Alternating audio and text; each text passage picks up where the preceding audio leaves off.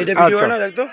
আপনি এই টাকা নিয়ে আপনি নিউ মার্কেট থেকে আসছেন এই বাড়িতে ভোট কেনার জন্য ইগলের, এবং আপনার এই বাড়ির মহিলা পুরুষ আপনাকে ওনার আরো দুইজন লোক আছে, এই দুইজন কইছেন যে আচ্ছা এই দুজন তো পাওয়া যাইতেছে না। অন্য টাকা নিয়ে তারা কোথায় গেছে?